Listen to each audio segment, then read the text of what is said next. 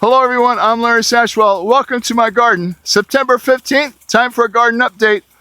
Let me go turn off the sprinkler before I get soaked. I'm watering daily because we haven't had any rain in the last 3 weeks. This is just from my watering. I try to put an inch a week. Right now, I'm not even a half an inch. So it's not as bad as it is out west, but there isn't any rain in our forecast for the next several days either.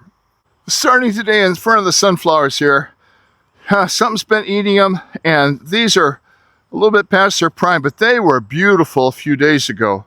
I've got more coming on, and now it's time. Well, this one's already been eaten. Now it's time for the finches to come in, and the cardinals enjoy them too, to come in and eat the seeds. Let's walk through. Let's start down here at the vegetable garden today. Well, I've killed one tomato worm, but it looks like there's another one around here somewhere. I just haven't been able to find it. So I haven't been able to harvest any of these little cherry tomatoes yet, but I'm still hopeful we're going to get some before the end of the season. Over here on the other side, I'll show it in a minute, I've got a volunteer. The other day I planted some peas. Bentley's, they're coming up. Bentley Seeds had a sale for 70% off. I think I paid 60 cents for this these seeds. So there's one there, a couple here, and more down the line. Here's a sunflower. It looks like it's going to bloom from right there. And I haven't sprayed anything on these. There's what's got it. This little worm, it's going to focus. That little worm is what's doing all this damage. But I don't think that's the same worm that's doing the damage to the tomatoes. So this is the next generation of sunflowers. I planted them a little closer to the grid here so that I can tie them up. This one's already got a bud on it as well. No bud on that one. There's a critter there. I don't know what that is. Or should I say was. And more peas coming up down here. This is the tomato I made reference to a few minutes ago. I don't know what it is. It's a volunteer, but it's got blooms on it. So I'm looking forward to it. And why nothing's eating it, I don't know. And right below this is the next generation of sunflowers. Yeah, the alarms still work. Speaking of the alarms, the deer have stayed up in the woods where they belong. And I haven't had any raccoon activity because I don't have any sweet corn down here. I harvested the buckwheat the other day, and I did a video on it. Let me show you that.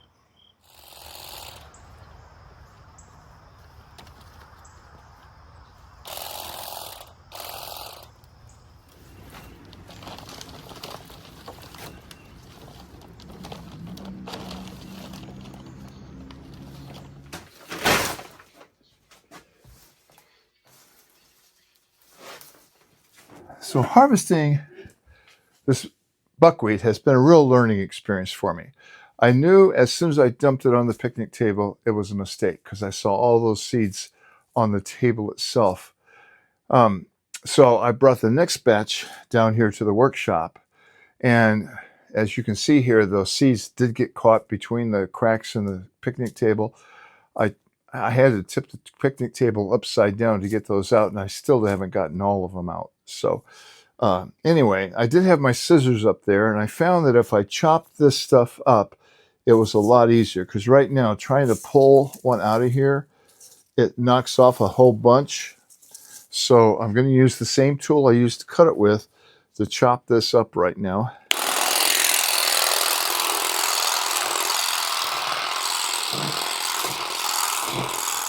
Here's what I harvested off the picnic table, which is really quite a bit.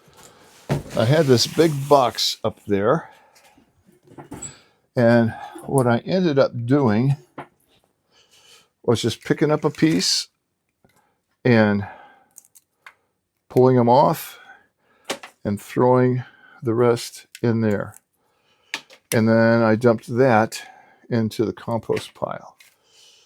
But by chopping these up, it made it so much easier just to pick up a few like that.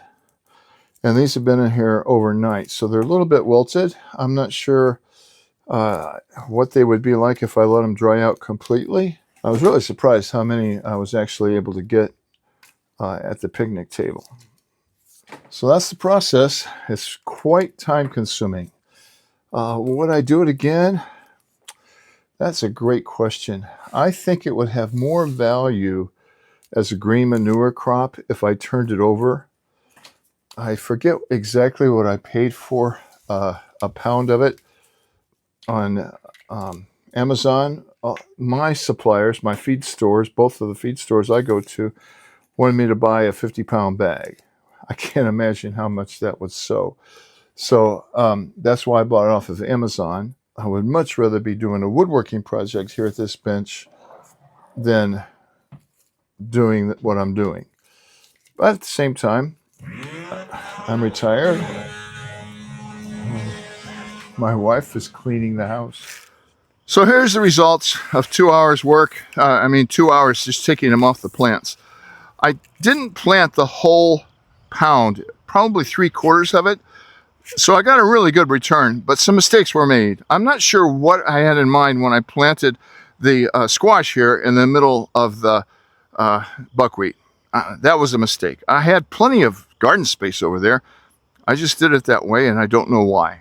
But we have eaten, my wife makes this wonderful casserole, squash casserole. If you want the recipe, leave me a comment. I'll drop it in the description.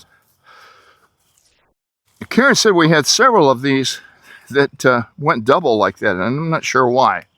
Some of the plants around here are missing several leaves because my granddaughter Haley, who makes things out of clay, came and got some to make some impressions in her clay. So we really scouted around, had a lot of fun doing that. And here's a squash we missed. That's actually larger than it looks on camera. Probably end up feeding that to the chickens. I do wish the strawberries looked healthier. We can keep the weeds out of them, but it's just not looking great. And I think it's just because of all the heat we have here in Georgia. This is the other buckwheat bed that had the okra mixed in with it. And again, I'm not sure where this okra came from. I don't think it was in the buckwheat seed.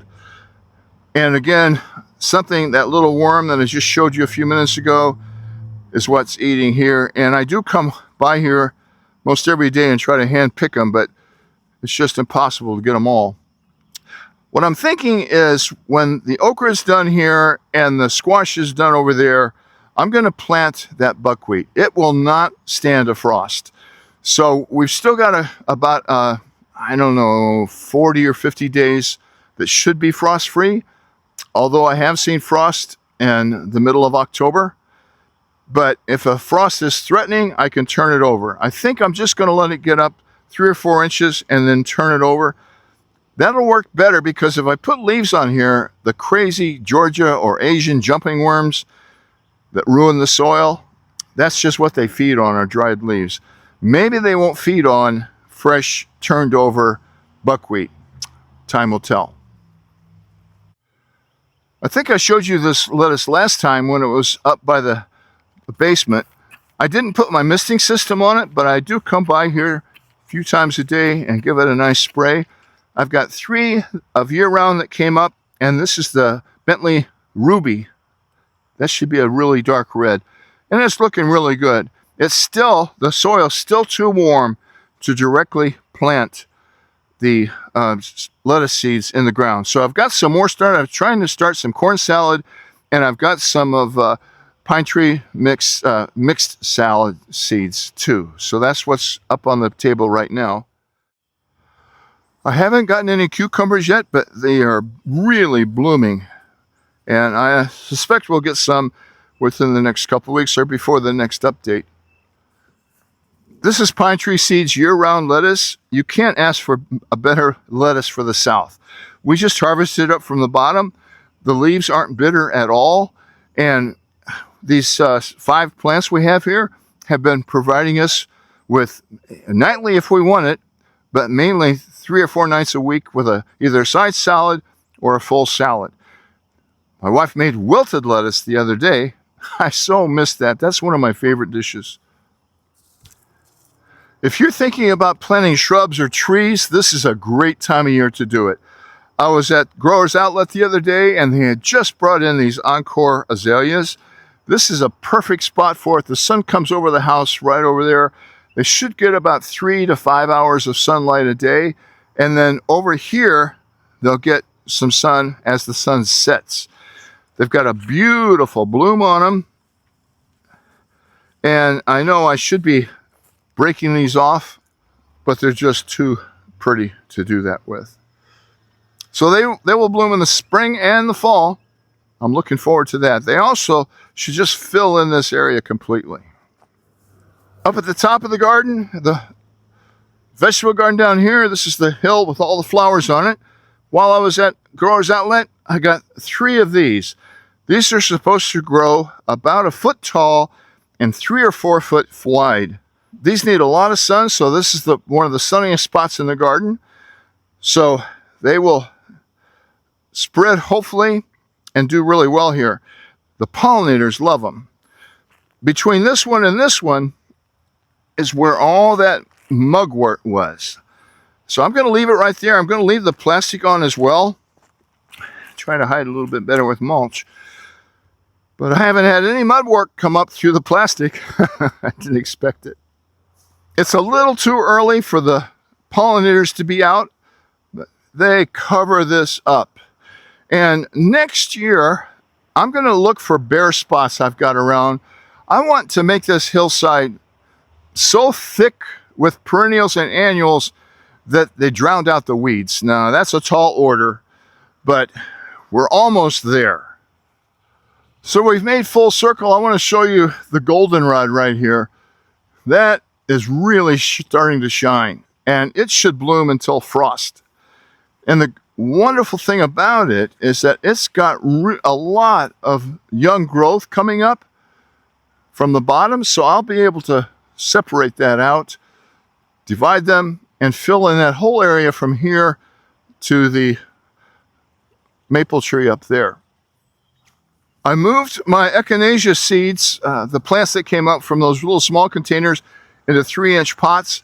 This is that kind of place I want to put them. I've got echinacea there. There's another bare spot right up there, but I'm hoping that they're going to be big enough that I can plant them. I'm hoping they'll be about 3 or 4 inches before the first frost, and I can plant them in here, this area. The butterflies just cover this area up. I've been collecting seeds, and I'll be spreading those out all through the garden here in late winter. They need to have a cold spell on them most of the time. That echinacea I have up there was in the freezer for a couple of months, and it came up slowly, but it came up. I'll probably try to move this echinacea. It is just a monster right here. This will probably be some annuals next year to fill in this spot, or maybe some dianthesis, but the annuals will bloom much longer. This autumn sedum is just beautiful. You can see this is an early bloom. This is what it turns to after that. Really good spot for this one. It sometimes gets overwhelmed with weeds in the spring because I forget that it's here, because it really doesn't show its glory until the fall. This is where I'm going to leave you today. This is one of the most peaceful spots in my garden, and right now I think we could all use a little bit of peace. I hope you're doing well. I couldn't be better. Thank you for your prayers and support. And I look forward to seeing you in 2 weeks, October 1st, in the garden. Thanks for watching.